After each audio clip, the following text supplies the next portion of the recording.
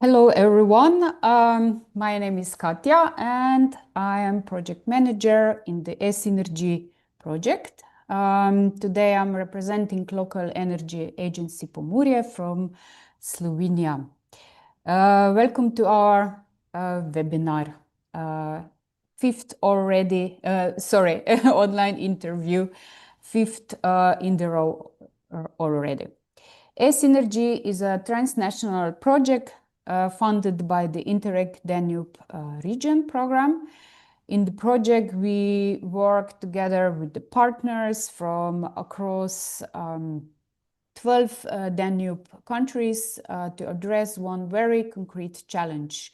And this is how to better manage electricity demand and also reduce peak loads in our energy systems. Why is this important? Why we want to present this? Because energy systems are changing very fast today. We have more renewable energy, more electrification, and more pressure on the grid. And this means that we need smarter, also more flexible solutions if we want to avoid overloads, also reduce costs and support a stable energy system in the future. So within ESINERGY, we tested several pilot actions such as battery storage systems, smart energy management, and different flexibility measures. The project is not only about testing solutions, it is also about understanding how these solutions can be transferred to other countries and how they can be supported by policies and decision makers. And this is exactly the reason why we are doing this online interview. And already said, this is already fifth in the row. The goal of this interview is to connect practical experience from the project with real perspective from different countries. And we also want to understand how these solutions can work in different national contexts. What are the main barriers and also what needs to change at this policy level. So today we will talk about the situation in Serbia, about challenges related to electricity demand, about opportunities for using flexible energy solutions, and also about what kind of policy support is needed to make this happen. Before starting with the interview, I would like to ask you to set the questions in the comment section of the YouTube channel, and we will answer them at the end of the interview. So if some questions pop up, please set them in comment section. Thank you. And now we really start. So therefore, I'm very happy to welcome our guest today. With me is Dragan Milutinovic from RARIS, that's Regional Development Agency, Eastern Serbia. RARIS is a policy stakeholder, or let's say the organization that supports the policies. They provide recommendations and promote solutions from various projects, also contribute to strategies prepared on the municipal or city level. So Dragan, welcome and thank you for joining us. To begin, could you briefly introduce yourself and your organization and also explain your role in the energy or policy field in Serbia? Good morning, Katja. It's a real pleasure to be here. Thank you for a beautiful introduction of the RARIS and the project itself. And as you already said, I'm coming from RARIS, which is the abbreviation for Regional Development Agency of Eastern Serbia. We are seated in the city of Zaječar. It's the city on the border with Bulgaria, near Romania, far east of Serbia.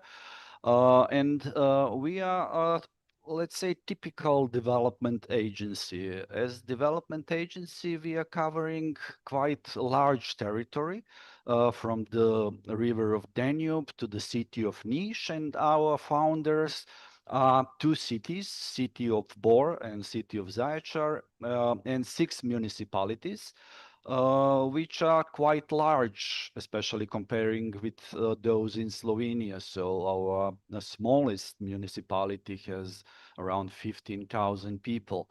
As a regional development agency, we are working from 2007, we are kind of serving our founders, mainly municipalities, but we are working also with energy communities, with businesses, with non-governmental organizations, and so on and so on. In the ESINERGY project, we are the partner from Serbia, and we are, let's say, kind of a learning partner, because we didn't have a pilot project in Serbia.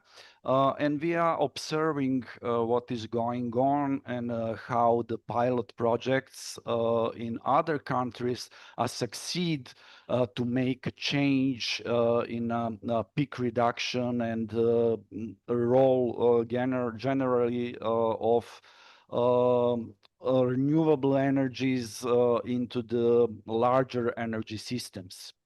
As a policy partner, let's say policy support partner, we have really a kind of support role in Serbia, but also a little bit of implementational role.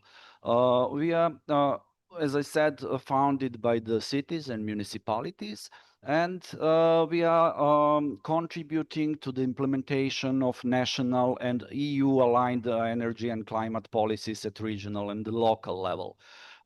Those functions of contribution can be described as support to municipalities in preparation of various local plans, local development plans, local strategies, etc.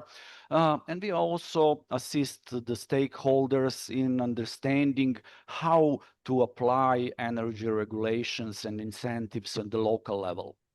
We are also working on translating national and EU policy objectives into local actions, and we are contributing to pilot projects and demonstration initiatives by municipalities, by cities, by the energy prosumers, etc., etc.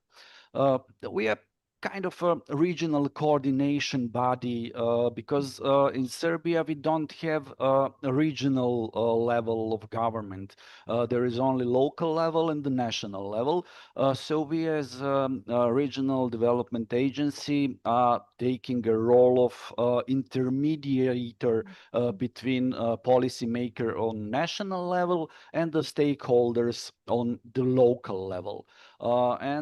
This is something like we are organizing policy dialogues, consultations, working groups, and generally facilitate cooperation between the ministries on the national level and municipalities, SMEs, civil society, etc., etc.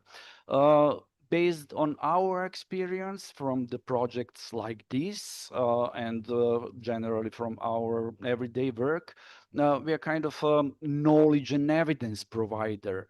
We also, through the projects like ESINERGY, collect experience from other countries.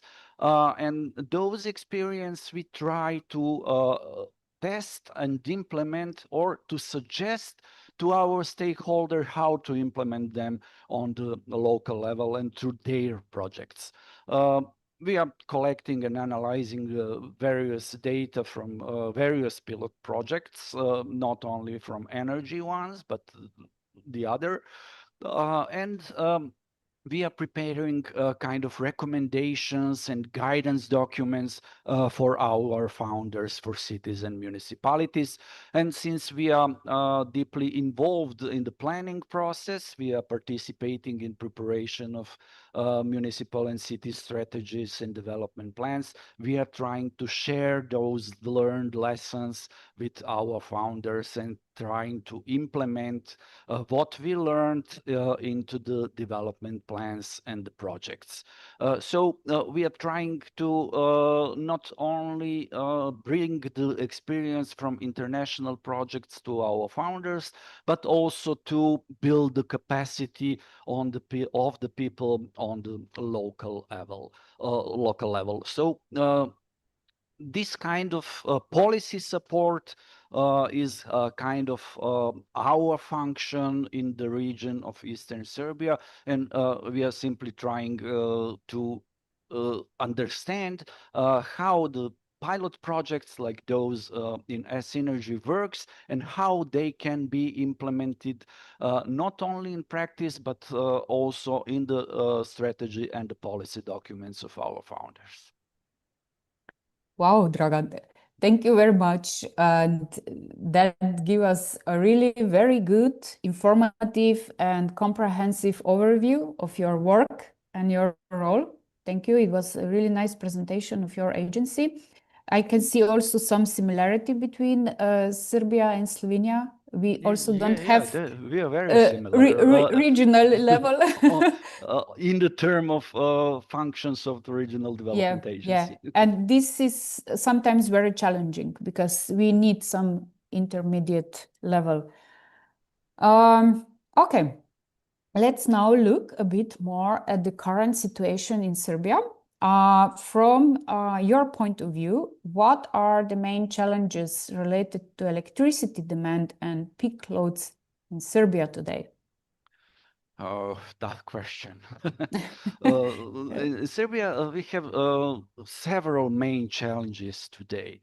First, which is similar for probably whole the world, it's the demand growth. We need more and more energy every day. Also, we have, as everywhere, I suppose, from year to year, more and more seasonal peaks in the term of need for the energy and in the term of the energy consumption. But what is specific to Serbia is that we have aging infrastructure, that we have some electrification trends that are emerging because people need more energy for the electric vehicles, for new types of production, for artificial intelligence, for data centers, and so on and so on. And when we are speaking about increasing demand, which is probably the world trend, some data shows that in Serbia we have about 1% increase of the demand and peak loads every year. So it will probably go to the increase of some 7 or 8% comparing to now in the year 2028. In 2 years, we will from now have probably 10% more need for the energy. We will need more energy for about 10%. So it's a huge growth in demand. And on the other side, we have a kind of limited capacities. Serbia is primarily based on the thermal power plants. And I don't want to speak now about how they influence the environment generally, but in terms of energy production, they are aging and they will need to be substituted.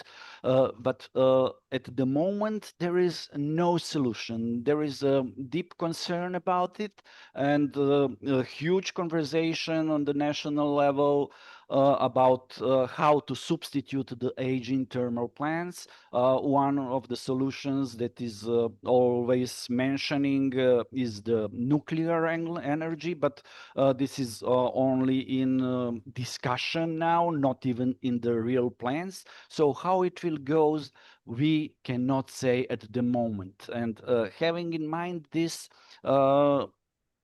increase in the demand for energy with the limited flexible capacity. We also have a strong seasonal and weather-driven peaks because now many people use electric energy for heating in the winter, not only for traditional ways of heating the apartments and houses, but also more and more introduce the heat pumps, which also need energy, etc., etc. With climate changes, winters are changing, so we have a huge increase of electric energy for heating in winter, but also probably maybe due to technology advancing and also the changes in the weather. Summers are hotter and hotter. We also need more and more electric energy for cooling in the summer. And this generally drives us to the situation that we will have more and more peaks seasonally due to the weather, but also to the consumption from the businesses which needs more and more electric energy. Those with mentioned infrastructural problem and generally very low concern about the management of the energy. In Serbia, we have situation that doesn't look very optimistic from this point of view. Our infrastructure is aging, and this stands not only for thermal power plant, but generally for the energy infrastructure, which also can bring some concerns about future reliability of the general network of the energy. And when we with everything else have situation that we have increase of the renewable energies, this will not reduce the peaks, but also renewables will probably make those problems even bigger because renewables are also very picky.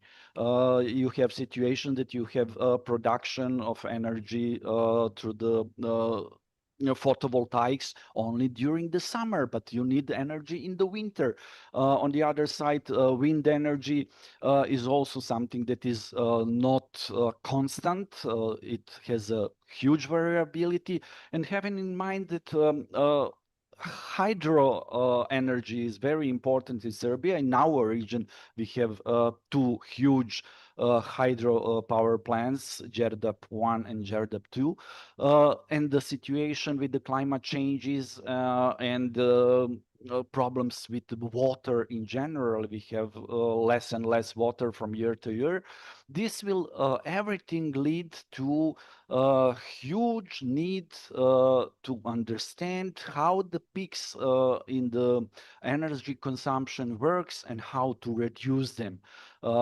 In that term, storage is probably storage of the energy is critical, and we need probably more investment in various types of storages just to have a reserve in terms of reliability to make possible that you substitute the lack of energy when you don't have it, and also to reduce the peaks in the periods when they can be very strong, like I said, during winters, during summers, etc., etc. And also we have electrification of the economy is kind of a new demand driver because we now have more and more data centers, facilities that rely on artificial intelligence and so on, new machines, and all those need more and more energy,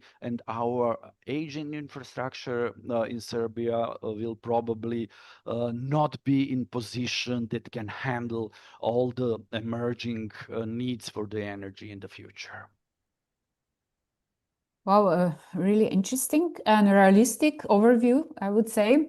It really shows how complex the situation is, and that clearly shows the challenges you are facing.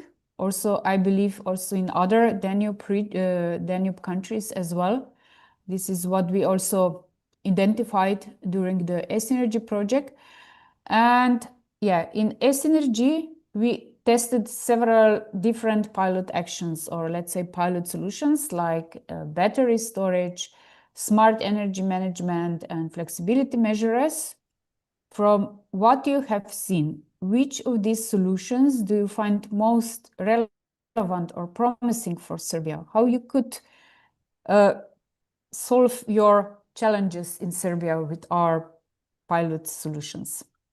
Uh, let's try not to look the Serbia as a whole. Let's start with the small, like pilot projects in ESINERGY also show that you can make a small change on the local level, but if you make a lot of small changes in the local level, then you can influence and make a very important impact on the national level. So at the moment, I would say that on the local level, probably most relevant solution from ESINERGY project that can be implemented is battery storage combined with smart energy management. Why is this particularly relevant in Serbia? First, as we said, we have strong and sharp peak load problems in Serbia. In that term, storage systems are ideal for batteries. You can use batteries to store the energy on the small scale, in the companies, in the public buildings, etc., etc. And this way, we can reduce strong stress that can happen on the local level, on the level of businesses, public buildings, etc., etc. And when we combine the battery storage systems with smart energy management, you can make a very important impact. This is something that goes toward the explanation that it is not always about the infrastructure. Sometimes you need to manage, to organize things, and the energy is probably something that is very similar and a good example for this. If you use the small battery systems for the public buildings or for the businesses, combined with the smart energy management, you can make important change and important impact, and you can show how is possible to reduce the peak loads in situation when they can be very stressful for the energy networks. And on the local level, when we are talking about the storage systems, we have a huge market for those, because municipalities in Serbia, in our region, manage a lot of public buildings and also a lot of communal services. Those are schools, hospitals, municipal buildings, cultural centers, and then district heating systems, because in many of our municipalities we have district heating systems which at the moment rely mostly on the coal, wood chips or things like this, but also uses a lot of electric energy. All our municipalities have water utilities. They provide water supply, and also for the pumps, for things like this, you need a lot of energy.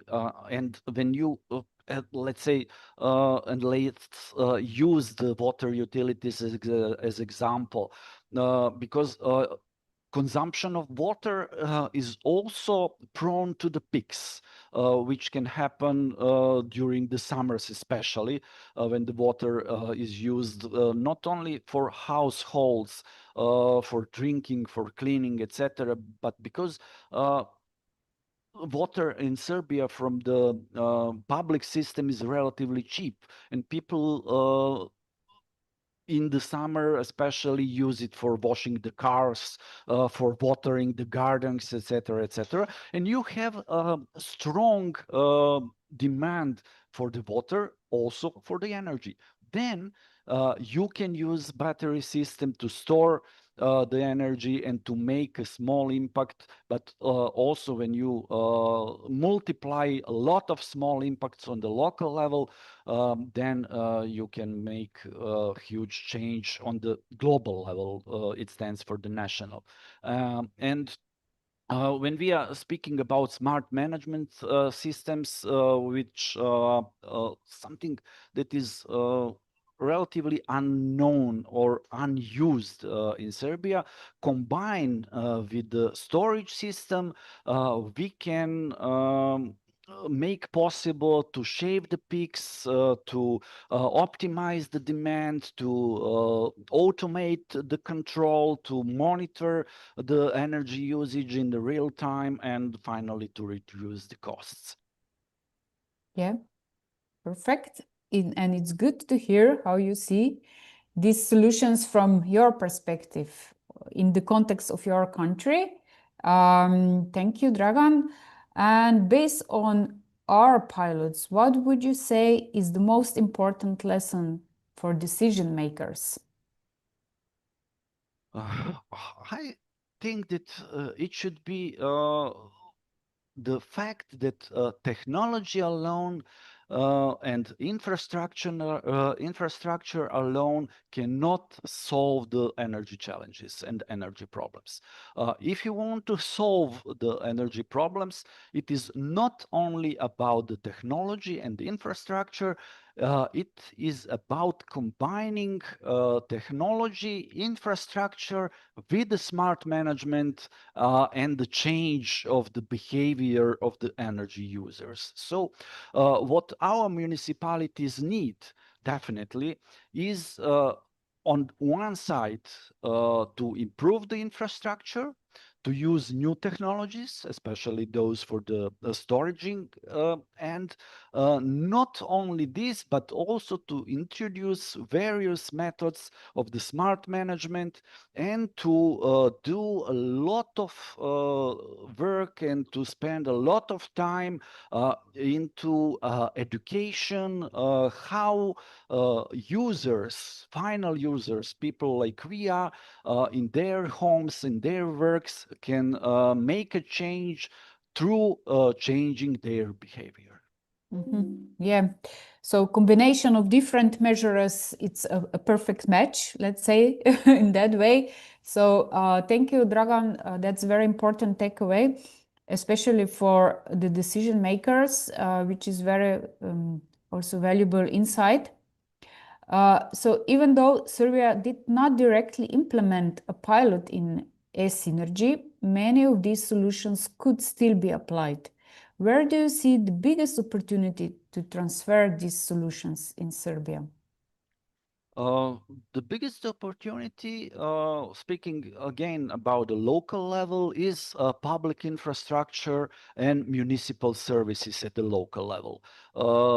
This is something that is definitely because we have a lot of centralized system of the energy in Serbia, but the municipalities don't have a direct influence on production of energy, but have a lot of impacts in the process of the using of energy. And since they have public buildings under their control, they can make a huge impact and immediate impact, a visible impact that can also serve as a kind of showcase to people on the local level who can then see when I say people, I don't think only about the general public. I think about the business community and everything, and they can see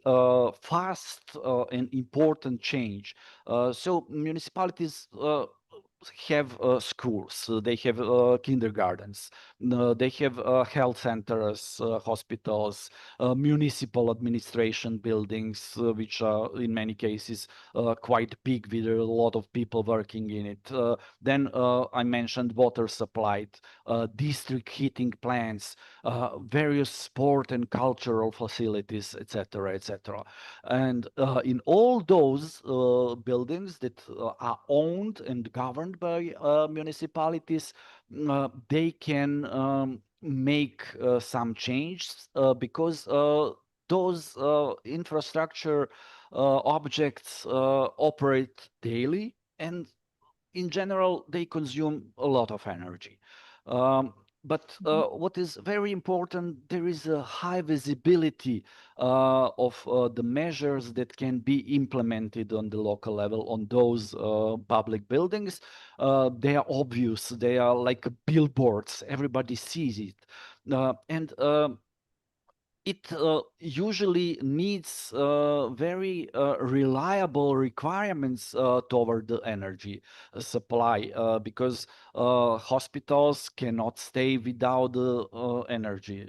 They need energy every day and every night, every winter, every summer, and through the all year. So you need to provide reliable supply for those buildings.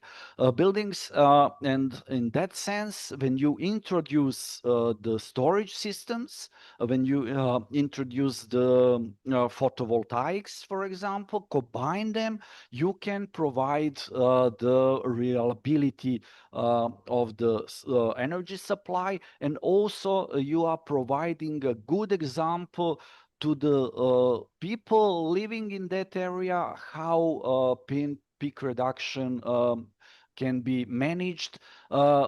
But when you add to everything smart management system, then you have a whole story. And this is something that our municipalities should immediately start. They already have various projects and programs that started some 5 years ago about subsidizing the energy efficiency measures on the local level. But they through those measures provide some incentives to the people, but basic incentives like those for isolation of the buildings, like changing the windows, doors, or installing some small amount of photovoltaics. But they are not doing the same projects for themselves, or this is something that is paradox. And I think that there is a lot of room for them to show how it can be managed. And also, which is probably very important, is to introduce management systems in energy to combine it with those infrastructure measures. And through this, they will probably be able to reduce peak demands, to provide energy security, to provide better air quality, and also to save a little bit money in their budgets, because through the management system in consumption of energy, through combination with the storage systems, they can make not only impact on the peak shaving, but also a huge impact on their budget. Thank you, Dragan. I hope our promotional and disseminational activities within our project will help to shift this paradigm that you were saying about. But you already touched a little bit the next question, which is which types of buildings or organizations do you think could benefit the most from these kinds of measures? Would you like to add something to this question, or? Yeah, I already mentioned and used the example for the water supply system, but as I said, there is a lot of other types of buildings that can be used for the pilot projects or can be used to implement the projects based on the pilot projects that we had in ESINERGY, which is also very important, are the facilities for the district heating, because almost all our municipalities have the plans for a district heating, and some cities like city of Bor or city of Majdanpek are almost the whole or the very biggest part of the cities are covered with those district heating plants. Mm. But on the other side, many people depend on the heating from the those communal services, from those district heating plants. But also they are doing very little to manage the use of energy. They are also still using a lot of dirty sources for the production of heat. And also they have a lot of dissipation of energy through the systems. And those are really a good place to introduce the smart energy management systems combined with some infrastructure measures, and they can help not only to shave the peaks, because they are also very weather driven. They when we are speaking about heating facilities, they are working mostly during the winter, when the demand for energy is probably the biggest, and they need some kind of storage to provide reliable service to the citizens. But also, which is probably more important, is few times already mentioned, the management systems that can on daily basis look and have reliable data on how energy is consumed, when it's more needed. And when you introduce the energy management systems in those types of buildings, the municipalities can make a big change. Mm. Yes, you are pointing out some very concrete opportunities. Great. That's very relevant for us as well, especially for targeting the right users. But of course, without the right policy framework, it's difficult to move forward. And this leads us to the next question. What kind of policy changes or regulatory support would be needed in Serbia to enable these solutions? Policy is probably the most important thing, because everything what we are speaking here is not something that is unknown. It's very well known to the people who are working in mentioned heating systems, district heating systems, water supply systems, etc., etc. A lot of those things are known by general public, but why they are not implemented? Because in policy, we still have practical barriers, and we need to remove them. We are not needed only for incentives for the measures into the energy efficiency or into the establishing of small power plants, but we need a clear regulatory framework for many things. First is energy storage. When we are talking about the energy storage systems, they are not fully recognized in the policy documents. And if you want to establish a big storage system for the energy, you have a lot of policy obstacles. You have obstacles in how to implement, how to invest, how to manage it, etc., etc. And policy papers, policy documents, decisions. This is a kind of a law for the municipalities can be changed to make the use of energy storage systems easier and building the storage systems easier than it is now. We also need some changes regarding the energy communities, because energy communities are also something that is very well known, but in whole Serbia we have just a few of them. It is not because people don't know about energy communities, but because there are a lot of obstacles in laws, in papers, in documents, in regulations, how to implement and how to manage them. And those changes in laws that should start first from the national level and then go down to the local level, also with simplifying procedures, are very important, because it's not everything about the law. You can have a very good law, but if you have a complicated bureaucratic procedure, you have a huge obstacle and things will not happen on the field. So we need those policy changes, especially in the storage systems, in the field of energy communities, but also we need drastical simplification of procedures, how to implement energy measures at the local level. Yeah, I agree with you, but I hope you agree with me too that the policy framework is very important, although that they are maybe too complicated.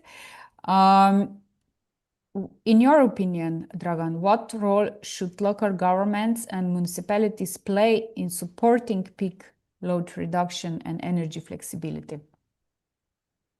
Since municipalities are not energy producers, they are big consumers of energy. They need to have especially coordinating and enabling role in supporting peak load reduction and energy flexibility in general. They need to lead by example, because they are large energy consumers. Then they have to provide good example for the general public, how you can manage the peaks in the energy consumption, and how you can generally reduce the consumption of energy. In all those facilities that the municipalities manage, they can make a change, and they can show the good example to the people. They also can install smart energy management systems in those buildings. They can optimize heating and cooling schedules. They can try to shift electricity use to some hours that are not highly peaked. Then in their buildings first, but also in that way that can show the people how it can be managed. Also, by using the battery storage or thermal storage, they can show people, show the business community how the change can be made, and also about monitoring the real-time consumption, about generating data for the better decision making. They can create a kind of change for not only them, but for the communities as a whole. At the moment, I think the data shows that there are around 30% of total consumption which is done by the local self-government and their infrastructure, including also the central lighting of the streets, cities, etc., etc. And when you are consumer of 30% of energy of local level, if you make a small change for you, you can also show a good example to the community as a whole.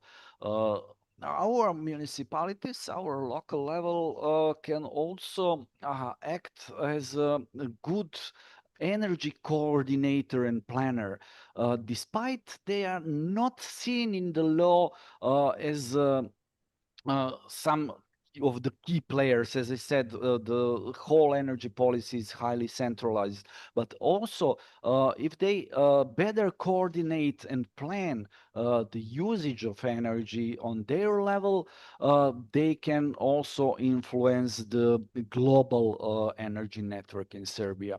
So they should more intensively work to identify the peak demand sources.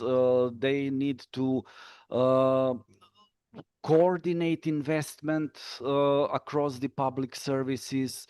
They can also, because municipalities are also a big and very important investor, they can only also influence the investments through the public procurement. They can introduce the requests toward the investments, what is necessary to be into the new buildings that should be built, etc., etc. And when you provide those guidelines through the public procurements, you are also influencing all the new investments and all the new constructions in a way that can positively influence the peak load on the local level.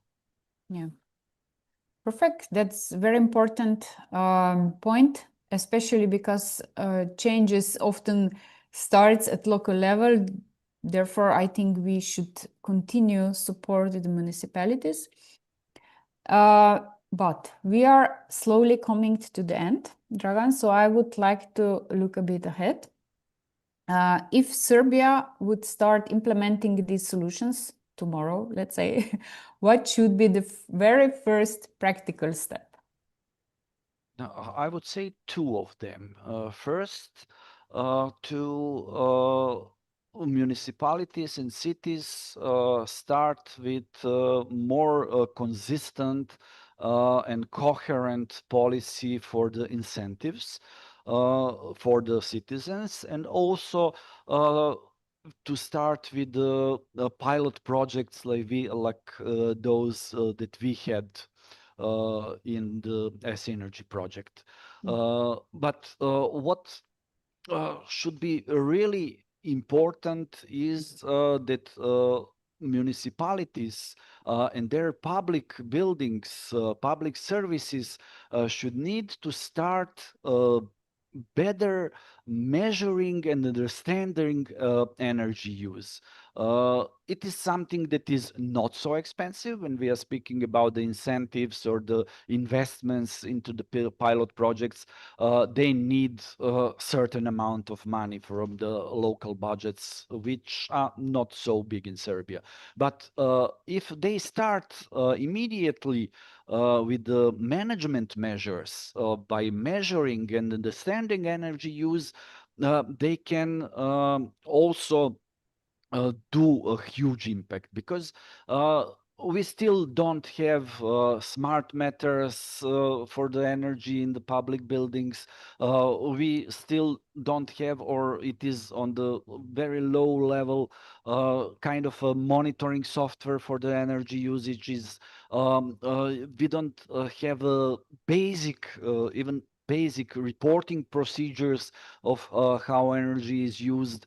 And we have a position of energy management into the municipal administration, but their role is not clear. Energy managers I'm not certain what they are doing, and I'm not certain that they are certain what they are doing, because they have a position, but they are always people that have some different tasks within the municipal administration, which are priorities. So they are not really dealing with managing of the energy.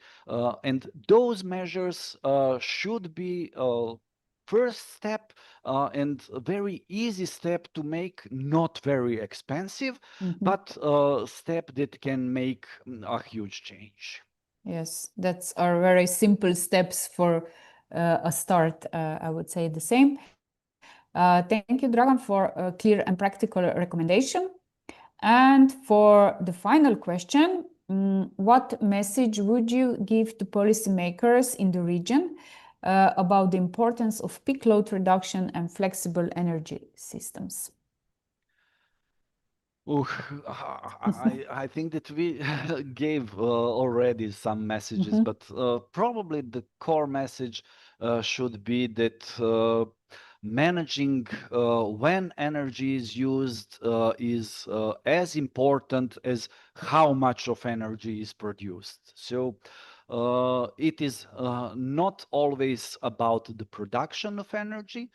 At the moment, we have a lot of dissipation of energy on any level, from the national systems of production of energy to the small local systems. We have a lot of dissipation of energy for heating, central heating. We have a lot of dissipation of energy everywhere. And if you manage how the energy is used, it will solve a lot of problems in investments, because you will not need so much to invest in new facilities if you save what you are wasting at the moment.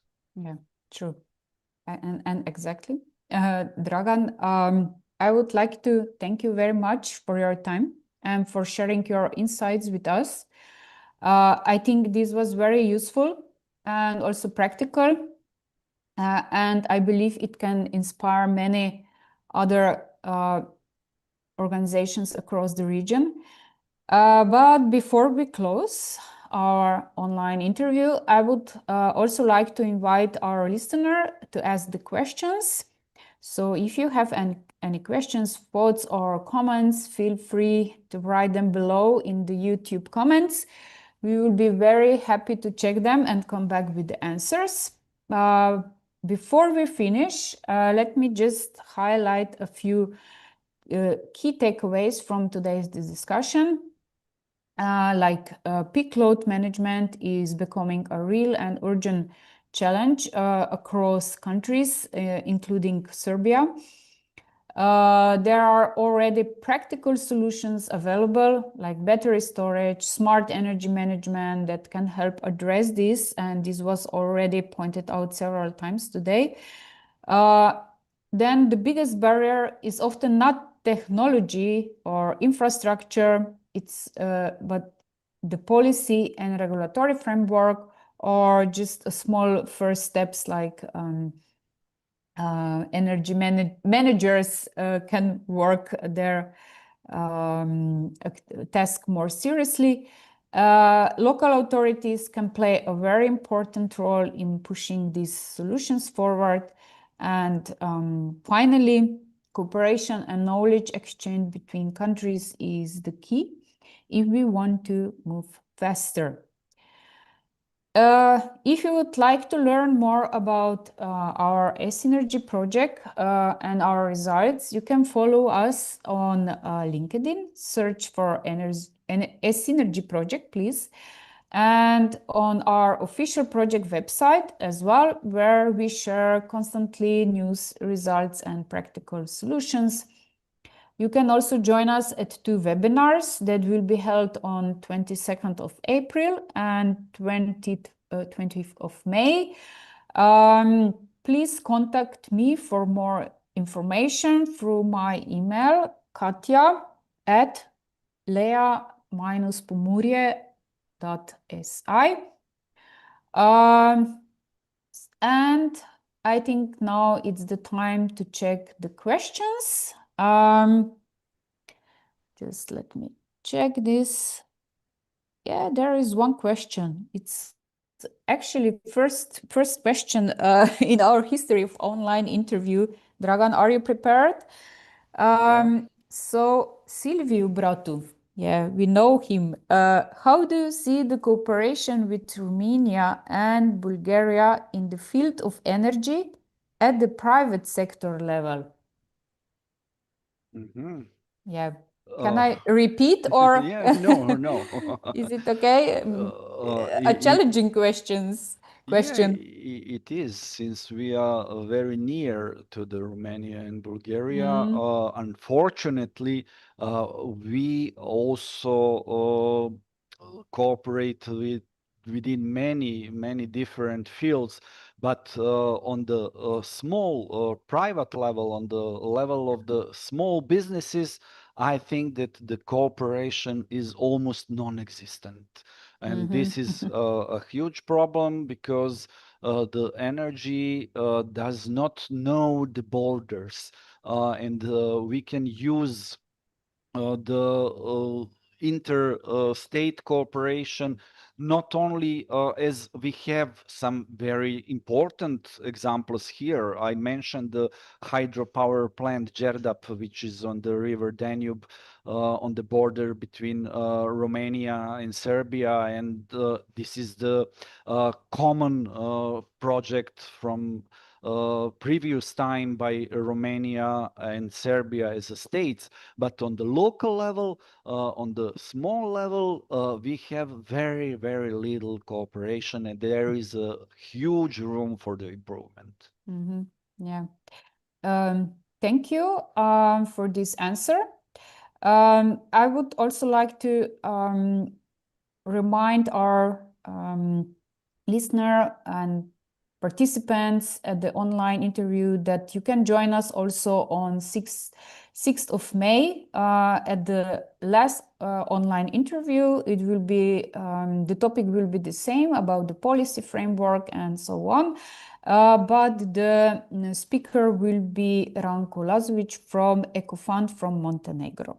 So please join us. Dragan, for you, thank you once again for your time and for sharing your experience and insights with us. Also, thanks to everyone who joined us today. Thank you and bye. Thank you, Katya, and thanks to all the people who watched this. Yeah.